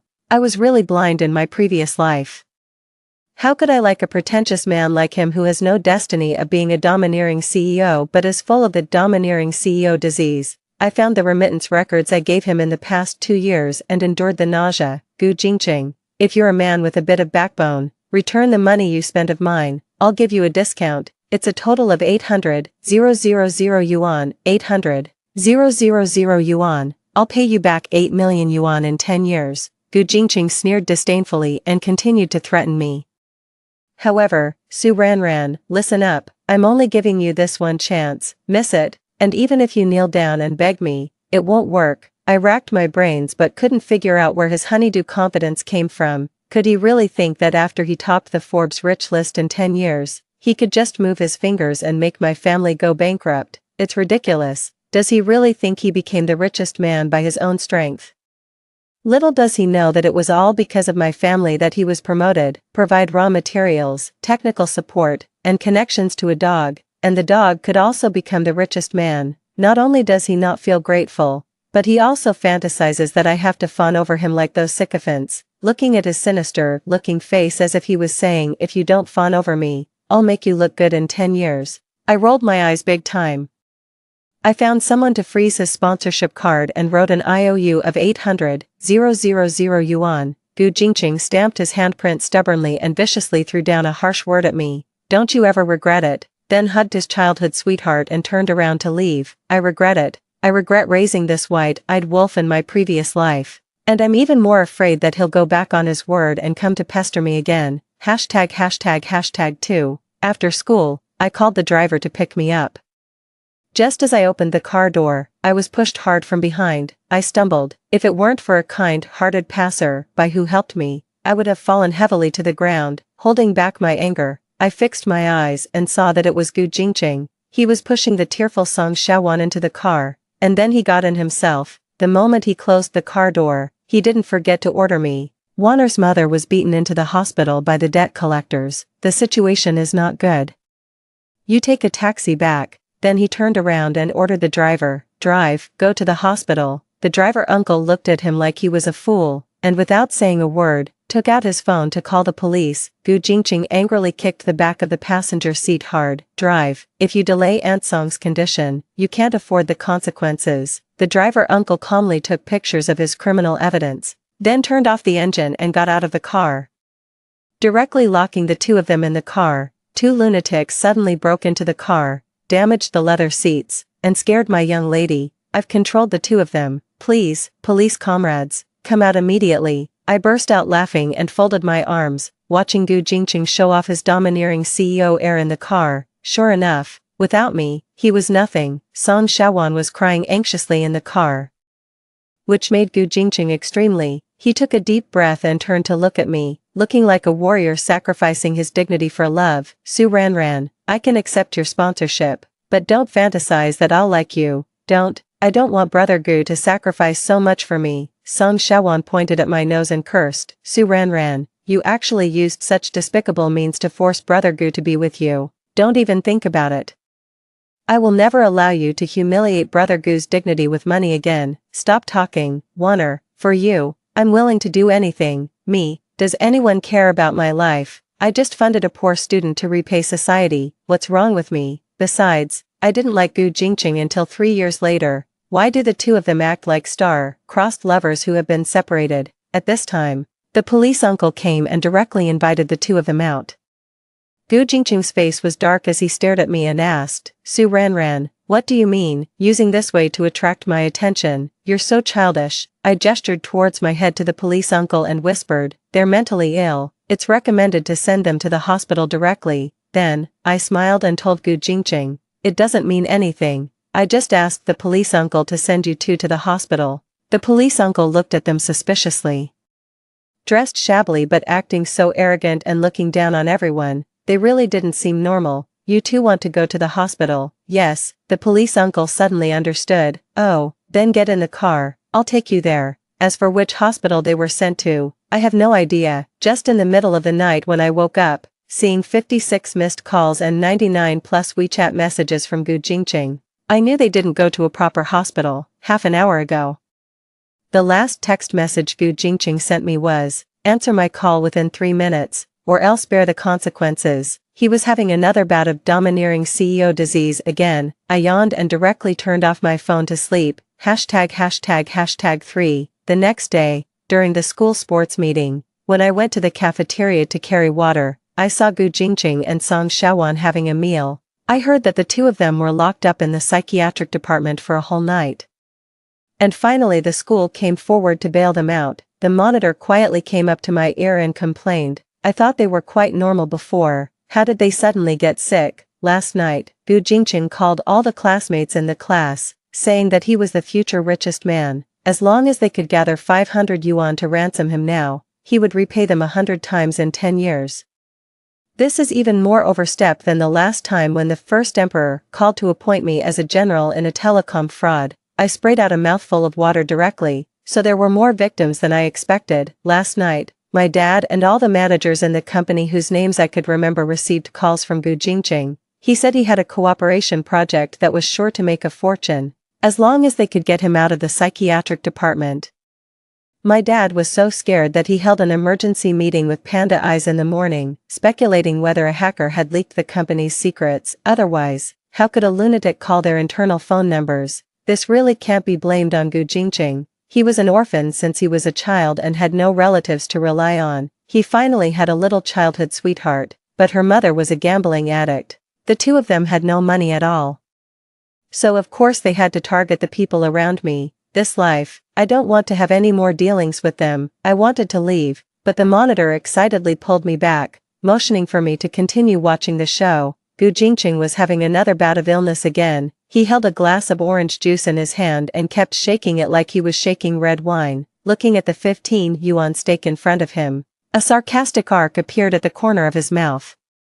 This kind of trash also dares to be called food. Throw it on the ground, and even a dog won't eat it. Brother Gu, I know you look down on this kind of cheap stuff, but you've been hungry for a day. You should at least eat something. Gu Jingqing snorted coldly. Even if I starve to death, this kind of trash doesn't deserve to enter my stomach. The cafeteria owner who was frying the steak had a hot temper. He chopped a knife on the chopping block.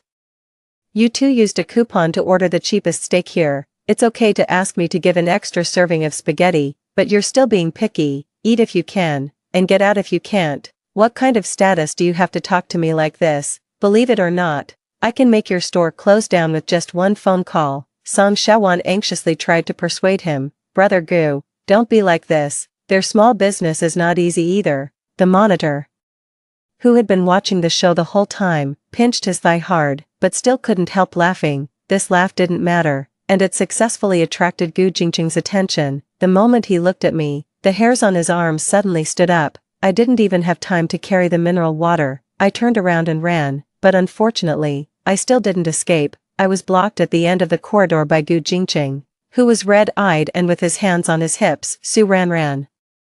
You can't afford the price of angering me. I looked up at the sky speechlessly. What kind of sin had I committed to suffer this inhumane torture? What? Are you jealous when you see me with Warner? You came up with this way to take revenge on me. Su ran. This is all you're capable of. However, I advise you to save it and put away those little tricks to seduce me. I've already made a private engagement with Warner. It's absolutely impossible for me to be with you. Stay away from us two in the future. If I find out that you have any improper thoughts again, I won't let you go. I tried hard to recall how I fell in love with Gu Jingqing in my previous life. At that time, he wasn't the key person my family was cultivating. There were many people who were more outstanding and promising than him, but I just thought Gu Jingqing was different and extraordinary. Now I find that he's really not a normal person. I interrupted his confident speech and mercilessly exposed him. You're really smart to use this way to skip the bill. Don't think I didn't notice that Gu Jingqing secretly stuffed several pieces of beef into his mouth. He staged such a big show because he didn't have the money to pay for the meal and didn't want to lose face. The cafeteria has a rule that poor students can wash dishes to offset the meal cost, but how could Gu Jingqing, who had been the richest man for a lifetime, lower his face to wash dishes in the back kitchen? Of course, he would push it all to Song Shawan to do. And I was just the best tool person for him to skip the bill. Gu Jingqing, whose thoughts were exposed by me, became angry from embarrassment and punched the wall behind me. I kindly reminded him, there are surveillance cameras here. Dare to touch a single hair of mine, and the money you owe me will double. In 10 years. Don't talk about 10 years. You won't even last 10 days before you starve to death. My naked sarcasm completely hurt Gu Jingqing's sensitive and fragile self-esteem.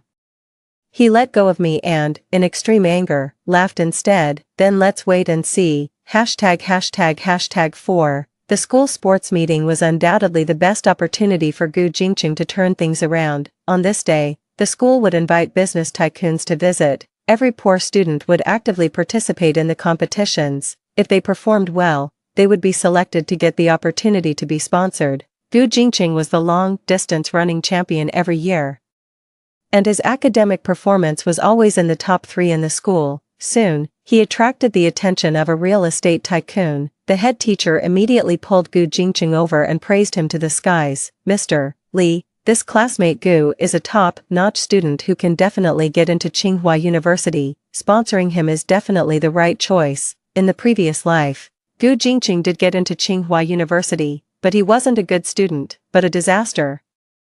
The kind that whoever gets involved with him will have bad luck. Mr. Li nodded in satisfaction. Not bad. From now on, our company will sponsor you 5,000 yuan per month until you graduate from university. 5,000 yuan. Gu Jingqing's face immediately fell. Are you humiliating me with 5,000 yuan? Classmate, 5,000 yuan is not a small amount. It's enough for your daily expenses at school. He looked down his nose and sneered sarcastically.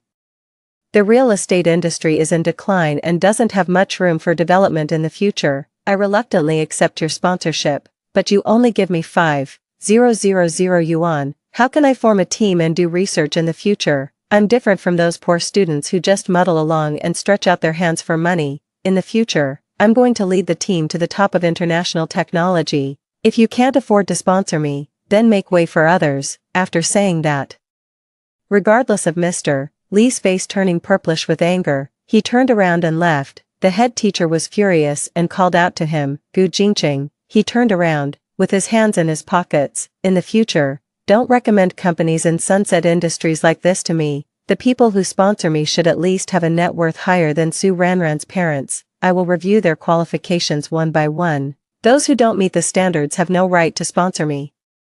His words made Mr. Li extremely angry. No matter how the principal and the head teacher apologized, he firmly refused to sponsor the poor students in our school anymore. This also directly implicated two other innocent classmates. The twin sisters who had grown up with their grandparents since childhood were so excited that they cried when they heard that a company was willing to sponsor them to go to college. But because of Gu Jingqing's actions, the opportunity was gone.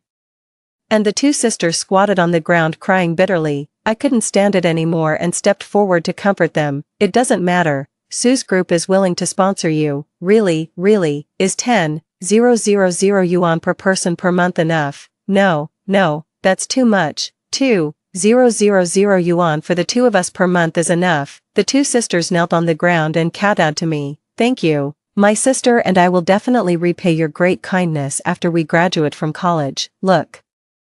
There are still grateful people in the world. After the school sports meeting, the class held a dinner party. As two penniless parasites, it was no surprise that they came to freeload. Gu Jingqing didn't pay a single cent but sat in the main seat, being picky about everything. The decoration was bad, the service was bad, and the dishes were bad. He might as well have written the word disdain on his face. The head teacher and the classmates were almost annoyed to death by them. During the day, Gu Jingqing not only angered an investor but also made our class lose 2 medals that we should have won. The reason was that Song Xiaowan fell while doing the long jump and scraped her knee. Gu Jingqing, who was still participating in the relay long distance race, suddenly threw away the relay baton, picked up Song Xiaowan, and rushed into the infirmary. He even threatened the school doctor, if you can't cure her, I'll hold you accountable. Seeing that we all ignored him, Gu Jingqing, who was used to being the center of attention, couldn't sit still. He poured the beer he had taken a sip of directly into the grilled fish plate in front of him, then tapped his fingers on the table and coldly asked, who chose this place? The taste is so bad. Gu Jingqing knew very well that this restaurant was owned by my family and was deliberately trying to make things difficult for me. The monitor couldn't stand it anymore and retorted, Classmate Gu, we all think this place is very good. Do you have any dissatisfaction? Good, Gu Jingqing sneered. Have you ever seen a really good restaurant? It's a pity that you'll never get to see it in your life. Song Xiaowan also chimed in. Some people are just born with a poor and shabby fate. Brother Gu, don't argue with them. They'll never be able to catch up with you in their lives. One was bragging hard, and the other was flattering hard. The two of them were really a match made in heaven. I held down the monitor's hand, which was shaking with anger, and smiled. The future richest man surely doesn't need us poor people to chip in for the meal, right? Then, I'll trouble the richest man to pay the bill for today's class dinner. I put the bill in front of him, and Gu Jingqing took a look but didn't say anything. I immediately exclaimed, 3,000 yuan is nothing to classmate Gu, right? Not to mention 3,000 yuan. Gu Jingqing couldn't even find 30 yuan on him. He knew I was deliberately belittling him, but for the sake of his richest man face, he took the bill and went out. dragging Song Xiaowan beside him. When they came back, the heirloom jade pendant around Song Xiaowan's neck was gone. She glared at me viciously, as if I was the one who had sold her heirloom to show off. Just then, a group of uninvited guests burst into the party, ###5. Without saying a word, they grabbed Song Xiaowan and dragged her out, judging from their appearance and attire. They looked like hooligans, and they were swearing foully. "Your mother owes us usury. If you don't pay it back today, don't blame us brothers for being rude. That's what my mother owes you. Go find her. I'm just a student, I don't have any money." Song Xiaowan's face turned pale with fright, and she tightly grabbed the table corner, refusing to let go. After all, they were classmates. Several boys in the class wanted to save her, but they were forced back by the hooligans brandishing knives. The leader of the hooligans waved Song Xiaowan's student ID in front of her and said that her mother had escaped from the hospital that morning. Before leaving, she left a letter saying that the daughter should pay off the mother's debt and that she was giving Song Xiaowan to them to pay off the debt. I suddenly remembered that in the previous life, Song Xiaowan sold her kidney and even blackmailed me. Presumably, she was also forced by her mother. However, a poor person must have something hateful about them. She should never have killed me in order to cling to Gu Jingqing, this big tree. Just as Song Xiaowan was being forcibly dragged away, she suddenly shouted, "I have money, I have money. My boyfriend is the future richest man. He promised me that he would definitely pay off the debt for me." Future richest man. Seeing that the hooligans didn't believe it, she quickly assured them, "Really, my boyfriend will be very rich in the future. This little gambling debt is nothing to him. Look, he's here." Everyone followed Song Xiaowan's gaze. There was only a poor student in shabby clothes, whose whole outfit was worth less than 2,000 yuan, coming out of the bathroom. He even boasted, "Her mother only owes you more than 1 million yuan, I'll pay it back for her." Then he turned around and borrowed a pen and paper from the waiter and skillfully wrote down his name, just like signing a check in the previous life. "In 10 years, I'll pay you back 10 times the principal and interest." The hooligans laughed angrily and directly tore the IOU into pieces and threw them in Gu Jingqing's face. TSK. I felt embarrassed for him at this scene. Seeing that the hooligans didn't appreciate it, Gu Jingqing singled me out from the onlookers. "Su Ran, pay off this money for her, and I'll consider being your boyfriend." "Me, I can let you have my person, but my heart will always belong to Wanner." "Brother Gu, don't." Gu Jingqing closed his eyes, as if determined to sacrifice himself, and grabbed my shoulders, about to force a kiss. I instinctively slapped him, endured the nausea, and cursed, "Are you crazy? When did I say I liked you?" Gu Jingqing turned his head, poked his swollen left cheek with his tongue, and sneered, "Pretend all you want. In the previous life, you were crazy about me. Please, when you were reborn, bring some brains with you." "Okay, in the previous life, I did like you, but that was also 3 years later. Now I don't know you well, don't come looking for a beating." "Sure enough, you also have memories of the previous life." Gu Jingqing wasn't the least bit surprised. After all, the 3 of us died together in the previous life. Since both he and Song Xiaowan were reborn, there was no reason for me to be an exception. "That's great, no need for me to prove anything. If you obediently take out the money, in 10 years, I'll ensure the safety of your family. Otherwise, you know what the consequences of angering me are." Gu Jingqing had always been vengeful. The first thing he did after becoming the richest man was to get rid of those who had bullied him. "But don't forget, without me, you can't become the richest man in this life." "Oh, really? ###6. I rolled my eyes helplessly, afraid of getting into trouble. I turned around and quickly fled the scene. Gu Jingqing was still chasing after me, threatening, "Su Ran. I promise you will pay a heavy price for your wrong decision today." Later, I heard the story of what happened after I left that day from the monitor. In order to get away, Gu Jingqing told the debt collectors that he had a connection with their boss. In the previous life, their boss had fawned over him to make money, but unfortunately, he didn't take a fancy to him. In this life, as long as they showed him some face and wiped out the debt, in 10 years, he would surely lead them to do business and make a fortune. As a result, they thought he was crazy and directly beat him up. If the monitor hadn't secretly called the police, the 2 of them would have been thrown into the Huang, saying that he would soon make me lose everything and asking me if I regretted it in the previous life. If you hadn't brought people to catch us cheating and had turned a blind eye to Wanner's existence, maybe you could have always been the richest man's wife. It's a pity that you just couldn't tolerate her. I replied to him, who do you think you are? You still want to keep a mistress outside. Do you deserve it?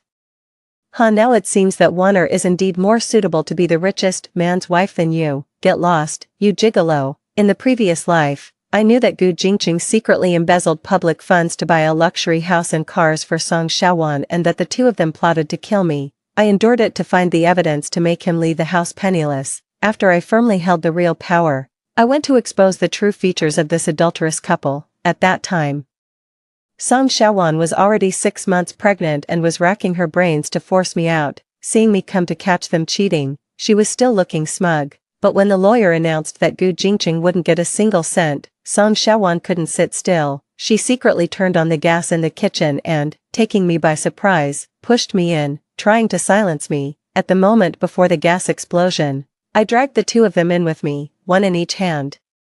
With their 3 lives as my companions in death, no matter how you calculate it, I didn't lose. In this life, I didn't want to have any more dealings with them. But since Gu Jingqing insisted on tearing his face off with me, there was nothing I could do. 3 days later, I went to the business incubation base with my father and saw Gu Jingqing. He dropped out of school and settled here, wanting to replicate the path to success in the previous life. But how could it be that easy? Which company would trust a high school dropout? In the previous life, he had a Tsinghua University degree and my recommendation. He could stand on the podium and tell those busy CEOs his ideas, but in this life, he didn't even have the qualification to enter the door. He even sneaked in by bribing the security guard. Gu Jingqing was extremely proud when he saw me and deliberately hid his business plan behind his back. I won't cooperate with Sue's group, no matter who I cooperate with. Sue ran, give up.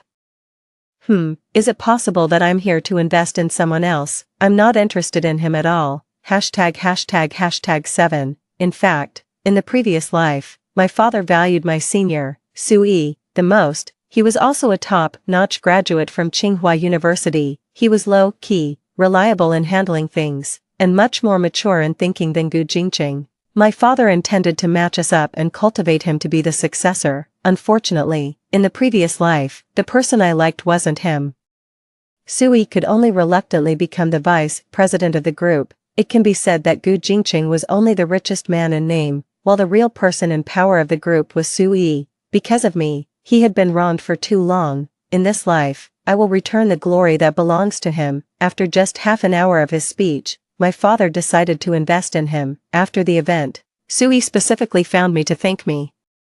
I heard that it was your strong recommendation that convinced Chairman Su to come and listen to my speech in person. Thank you. If it weren't for you, I'm afraid I wouldn't have had such a good opportunity. I waved my hand in shame. Actually, I didn't do much. It's just that you're excellent yourself. In the previous life, in order to help Gu Jingqing, I took away this opportunity for Sui to shine. It made him waste several years in an ordinary position. Fortunately, he was hard-working and enterprising enough to seize another opportunity. Otherwise, I would have been guilty. This time, I returned the opportunity to him, and Sui quickly made great progress in his career and became my father's right-hand man. I also successfully got into Tsinghua University and entered Suyi's research team. Later, Song Shaowan specifically came to the school to find me and showed off in front of me. Brother Gu has already secured investment.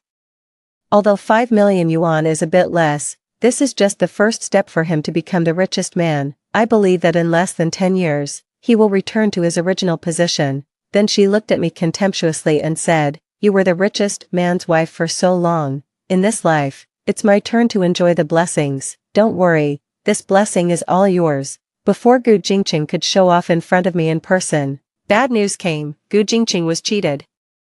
They just gave him a little sweetener, and then they cheated him out of everything. His patent was bought for 1 yuan, his core business ideas were plagiarized, and even the original website he finally set up was attacked and gone. After several consecutive business failures, Gu Jingqing couldn't sit still. He came to the school to block me. "Su Ran, was it you who did this? Are you afraid that I'll succeed in my business and that I'll take revenge on you?" I blinked, looking innocent. Senior Sui stood in front of me and kindly reminded him, "Are you classmate Gu? I've heard about you. Your business ideas and concepts are correct, but the world is full of dangers. You should be more careful in the future." "Is it your turn to speak, Sui? In the previous life, you were just a dog working for me. Who are you pretending to be? Get out of the way." Gu Jingqing always thought that becoming the richest man was all his own credit and had nothing to do with me or Sui. But he was wrong. Without the two of us, the position of the richest man would never have fallen to him. Sui grabbed his hand forcefully, not allowing him to get close to me. Under the gold-rimmed glasses, Suyi's dark eyes were filled with cold, sharp glints. Come to trouble Ranran again, and don't blame me for being rude to you. Then he personally escorted him out of the school. ###8. In the previous life. With my protection, Gu Jingqing's business path was too smooth. It made him forget how cold and dark the world was. Even though he had memories of the previous life and a vision for future emerging industries, it wasn't easy for him to succeed in starting a business. Well, he was cheated again. Driven by eagerness for quick success and greed for profit, Gu Jingqing successfully fell into a fraud group. The monitor noticed something was wrong and kindly called the police for him. 3 months later, Gu Jingqing was bailed out. That day, the police called me and asked me to cooperate with them in the investigation. The police uncle asked me what messages Gu Jingqing had sent me in the past few months. I honestly opened the chat records for them to see. Su Ranran, for the sake of our past feelings, as long as you transfer 500,000 yuan to me, I'll forgive you without holding a grudge. Su Ranran, I'm only 300,000 yuan short of a successful business start-up. I promise I won't take revenge on you when I become the richest man.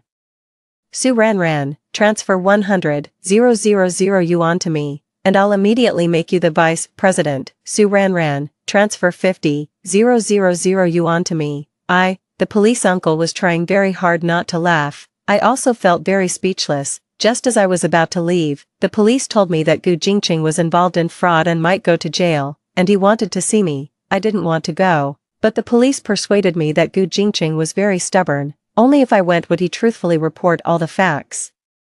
To save more people who were deceived by telecom fraud, I went. Gu Jingqing no longer had his former arrogance and high profile. He just sat silently on the chair, his hands handcuffed. When he saw me, it took him a long time to calm down his emotions. He said, Ranran, I'm sorry. I asked him questions as the police asked. When you first entered the fraud group, didn't you notice anything wrong? He smiled bitterly. From the first day I entered, I knew there was something wrong with this place, but I didn't want to admit that the once richest man had actually fallen to such a state. Ranran, now I finally realize that I'm a useless person who can do nothing. Without you, I'm nothing. But I also have my self-esteem. I didn't want to admit it, and I was even more afraid that if I admitted it, I would really never be able to stand up again. I tried my best to prove myself and make achievements to show you.